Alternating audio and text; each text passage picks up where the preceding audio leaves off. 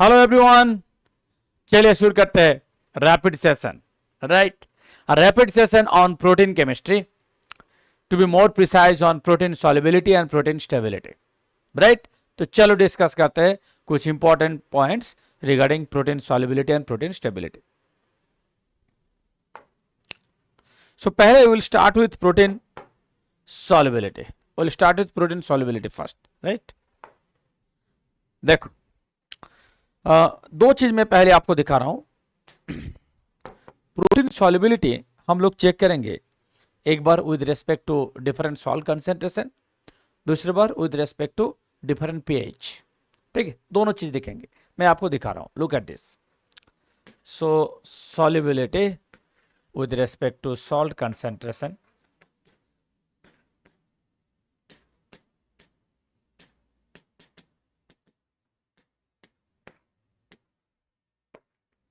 एक होगा, दूसरा होगा विद रेस्पेक्ट टू पीएच।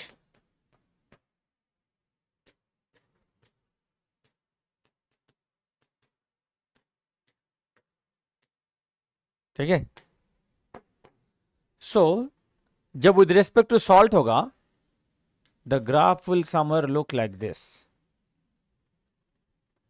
यहां से आपको क्या पता चल रहा है कि जब आप सॉल्ट कंसेंट्रेशन धीरे धीरे इंक्रीज करोगे, means at the lesser concentration of the salt, the protein solubility increases.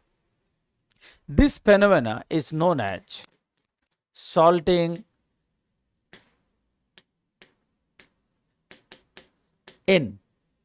Salting in मतलब at the lesser concentration of the salt, protein solubility increases.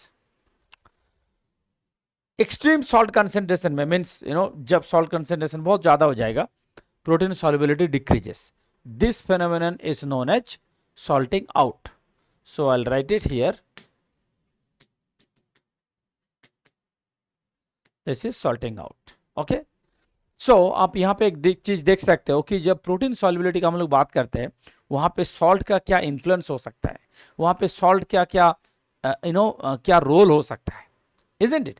कि lesser concentration of the salt will increase the protein solubility, extreme higher concentration of the salt will decrease the protein solubility. Right, now this is applicable to any sort of salt. It is applicable to any sort of salt. It could be sodium chloride, potassium chloride, magnesium chloride, it could be ammonium sulfate, it could be potassium sulfate, like that. It could be any salt. But हाँ, यहाँ पे एक important point है, वो है सबसे best salt कौन सा है। सबसे बेस्ट सॉल्ट कौन सा है उसके बारे में हम लोग डिस्कस करेंगे। सबसे बेस्ट सॉल्ट जो है वो है अमोनियम सल्फेट, वो है अमोनियम सल्फेट। उसका पीछे रीजन क्या है मैं बताऊंगा, please wait for that. Okay, now दूसरा चीज इधर देखो, यहां पे हम लोग क्या कर रहे हैं, with respect to pH protein solubility check करेंगे। The graph will look like this, the graph will look like this. And देखो ये वाला जो पॉइंट है, ये वाला जो पॉइंट है, जिस पॉइंट में सॉल्युबिलिटी सबसे कम मिल रहा है वो है पीआई, वो है पीआई। सो ये जो टोटल पीएच स्केल है, ये जो टोटल पीएच स्केल है, इसको हम लोग डिवाइड कर सकते हैं on the basis of pi. So this side you can write pH less than pi, this side you can write pH greater than pi, right? So at this site the charges will be positive, isn't it? The charges will be positive. This side the charges will be negative. देखो charges positive हो negative हो उससे कुछ फर्क नहीं पड़ता है। The thing is कुछ चार्ज होना चाहिए। हम लोग किसका बात कर रहे हैं, प्रोटीन सॉल्युबिलिटी। प्रोटीन सॉल्युबिलिटी का मतलब क्या, what do you mean by protein solubility? Protein should be solubilized in the solvent. That's it. Simple as it is. Protein should be solubilized in the solvent. अब protein को solvent में solubilized होने के लिए what is the primary thing required? कौन सा सबसे important चीज रिक्वायर्ड है? Protein should interact with the solvent. Now if you consider water as a solvent and हम लोग प्रोटीन सॉल्युबिलिटी का बात करें, right? So protein should interact with the water, that's it. So as far as protein solubility is concerned, protein must interact with the water. अगर protein के साथ water का interaction होता है, प्रोटीन विल बी सॉल्युबलाइज्ड। अगर प्रोटीन के साथ water का इंटरेक्शन नहीं होता है या तो कम होता है, protein will be less solubilized या तो no solubilized. You understood? So it depends on protein के साथ वाटर का कितना इंटरेक्शन हो रहा है। Now if you consider this part of the pH, जब पीएच है प्रोटीन का लेस देन पीआई, तो eventually protein will remain protonated state. Protonated state मतलब charge should be positive, so protein can easily interact with the water because positively charged. Similarly, if you come to this side, means pH is more than pi, protein will remain in deprotonated state, so protein का charge हो जाएगा negative. Then at this condition also the protein can interact with the water. So in both the conditions, I mean apart from your pi का left and right, दोनों condition में charges होगा positive and negative, and eventually protein can easily interact with water, so protein will be solubilized. But if you consider pi मतलब net charge zero. So net charge zero मतलब there is no additional charge group, like neither additional positively charged group nor additional negatively charged group. So since the net charge is zero, protein का net charge zero है, so protein cannot interact with water anymore. इसीलिए isoelectric point में, always remember, isoelectric point में protein का जो solubility है that will be zero और close to zero, you can say minimum एकदम जीरो बराबर है, ठीक है। So now with this concept I will tell you something else, look at this.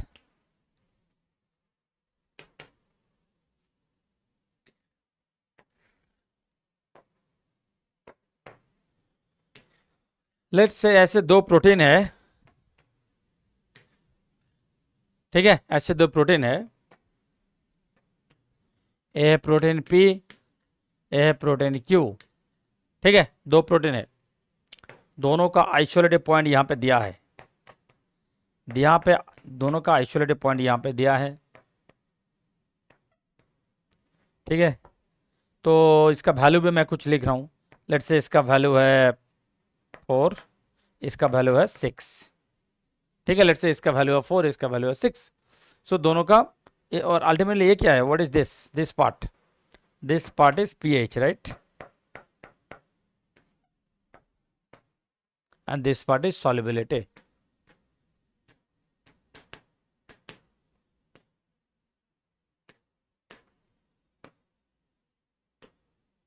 ठीक है, so it is basically pH versus protein solubility. यहाँ पे हम लोग देख रहे हैं कि दो प्रोटीन है पी एंड क्यू, दोनों का सॉल्युबिलिटी प्रोफाइल भी यहाँ पे दिया हुआ है। Now what you used to do, let's से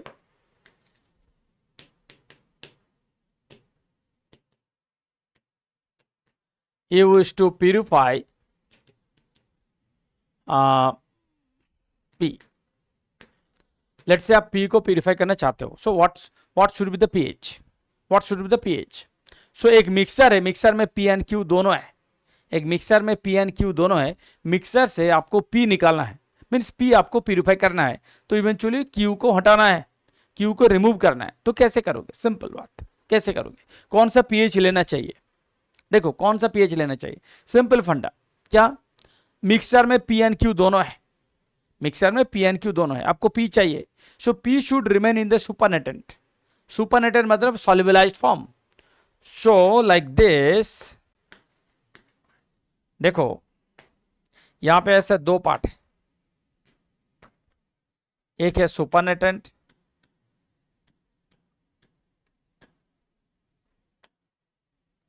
ओके, दूसरा है पेलेट, अंडरस्टूड। सो जो सुपरनेटेंट वाला पार्ट है, जो सुपरनेटेंट वाला पार्ट है वो क्या है, दैट इज सॉल्युबलाइज्ड पार्ट, जो पेलेट वाला पार्ट है that is insolubilized part, right, this is सॉल्युबलाइज्ड,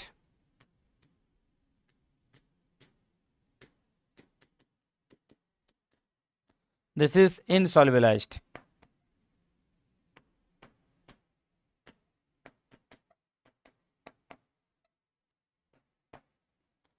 Got my point? This is solubilized, this is insolubilized, right? So now the thing is, आपको मिक्सर मिला P एंड Q का, आपको only P चाहिए, because P को purify करना है।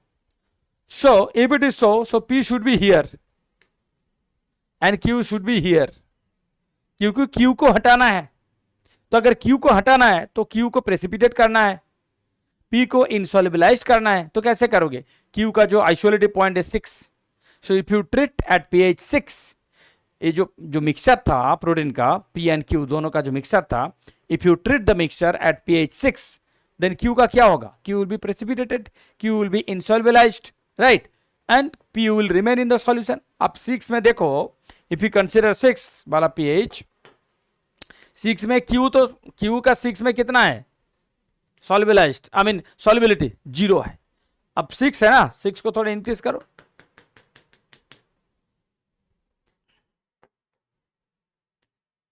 ठीक है, कहीं ना कहीं तो मैच करेगा.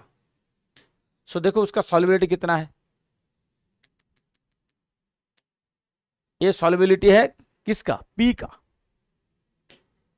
ये सॉल्युबिलिटी है किसका? क्यू का. I mean if I consider PI6, that means PI6 में जब PI6 होगा, P will be solubilized but Q will be insolubilized. तो you can easily go for P. I mean you can easily solubilize, I mean purify P. Understood? यही चीज थोड़ा देखो जो मैंने आपको बोला था. यहाँ पे बस pH वर्सेस सॉल्युबिलिटी ग्राफ में यहाँ पे दिया हुआ है. एक ग्राफ में दिया हुआ है. एंड जो मैंने आपको बोला था ना कि different salts we can use for protein solubility purpose. You can use sodium chloride, potassium chloride, magnesium chloride, anything. तो all the salts are already given here. And सबका जो नेचर है that is same. What is the nature?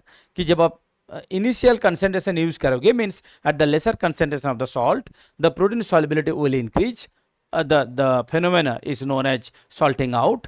And जब आप concentration ज़्यादा करोगे, increase करोगे और ज़्यादा करोगे, then the solubility will decrease. Eventually we will consider it as salting out. ठीक है? So salting in and salting out. Now, ये जो मैंने आपको बोल रहा था कि out of so many salts we choose only ammonium sulfate. We always use ammonium sulfate. The question is why?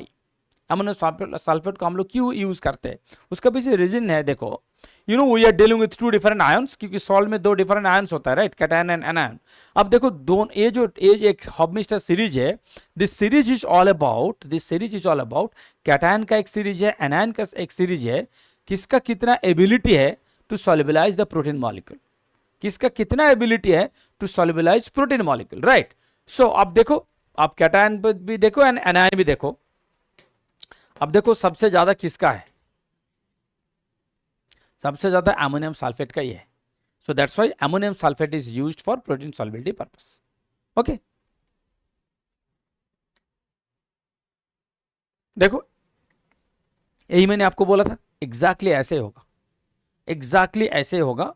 So it's basically solubility profile of two proteins. It's a mixture of protein A and protein B. तो A का भी ऐसे दिया हुआ है solubility graph, B का भी ऐसे दिया हुआ है. देखो ऐसे लिखा है, suppose use to purify protein. जैसे मैंने आपको बोला था एग्जैक्टली ऐसे मैंने यहाँ पे लिख के रखा, so that you can correlate कि हाँ मैंने क्या समझाया और यहाँ पे क्या है. Exactly suppose use to purify protein A, your approach should be to keep protein A in the solution and protein B out of the solution. Understood? That should be your approach. Out of the solution means precipitate हो जाएगा. So you should select a pH when protein A will be in the solution and B out of the solution. देखा, जैसे मैंने आपको बोला exactly ऐसे यहाँ पे मैंने लिखा. Therefore, if you select a pH of 5.5, which is PI of B, it will have the least solubility for the protein B. क्योंकि PI B मतलब isolated point of B. At that pH B का क्या होगा? Solubility सबसे कम होगा, right? That will be precipitated. That will be in pellet. Eventually, protein B will be out of the solution, and at this pH, protein A will remain in the solution. Understood? So whatever I spoke verbally, everything is written here in textual format as well. So you can easily align, right? Next, अब यहाँ पे देखो, जो हम लोग protein solubility का बात कर रहे थे, there are basically two type of protein as you know. Globular protein जो मोस्ट इंपॉर्टेंट प्रोटीन होता है एंड मेजोरिटी केसेस वही दिखता है, एंड फाइब्रस प्रोटीन. आपको पता है कि फाइब्रस प्रोटीन कहाँ कहाँ मिलता है, राइट? यहाँ पे देखो इसका कुछ on the basis of solubility there are some basic point of differences है. एक बार थोड़ा देख लो क्या क्या है. It's like shape. Globular protein जो होता है वो बेसिकली स्पेरिकल होता है, राइट? मेनली स्पेरिकल होता है. और ये जो है फाइब्रस प्रोटीन जो होता है it is like long and narrow. Next purpose. Purpose देखो, फाइब्रस प्रोटीन का पर्पस क्या है? Mainly structural. isn't it? Structural. यहाँ पे these are functional. This is very important. Functional. Then जो fibrous है वो है repetitive amino acid sequence. ये है irregular amino acid sequence. This is very very important. This is very very important. ये है repetitive, ये है irregular. ठीक है, एक है repetitive, दूसरा है irregular. Next, durability. Durability देखो, less sensitive to changes in pH and temperature. So जो fibrous protein है, they are less sensitive to changes to pH and temperature. But if you consider globular one, they are more sensitive to changes to pH and temperature. This is also very important point to be considered. So please keep consider these 2 points as well. Next example तो आपको पता ही है. This will be collagen, fibrin, keratin, elastin and so on. And this will be enzymes, hemoglobin, insulin, immunoglobulin. These are all different types of class, you can say. Let's say if we consider enzyme, so everything will come under enzyme, right? If you consider protein, everything will come under protein, right? Then the most important thing is solubility, जिसके लिए basically a differentiation किया गया. It is insoluble in water. It is soluble in water. Understood? This is the most important thing कि जब हम लोग fibrous and globular protein का differentiation करते हैं in terms of the solubility, obviously जो globular protein है that will be more solubilized and जो fibrous protein है that will be insoluble in water, right? Now the next thing is protein stability. देखो stability किसका ऊपर depend करेगा, किसका ऊपर प्रोटीन स्टेबिलिटी डिपेंड करता है. Let's say this is a protein, let's say this is a protein. Now यहां पे अगर आपने let's say for an example urea दे दिया या तो टेम्परेचर दे दिया, ठीक है, let's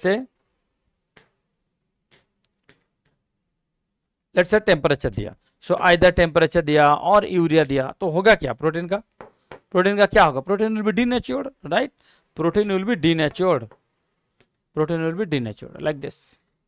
So now which was folded here, this will be unfolded. Understood? And आपको पता कैसे चलेगा कि ये प्रोटीन का इतना स्ट्रक्चरल चेंजेस हुआ है कि नहीं? By CD spectroscopy. CD spectra से क्या चलेगा, क्या पता चलेगा? Secondary structure information, right? By CD spectra. अब देखो CD स्पेक्ट्रा में क्या आपको डिफरेंस मिलता है. यहां पे जो है this protein is folded, that means percentage of alpha helix, percentage of beta sheet, this will be quite high,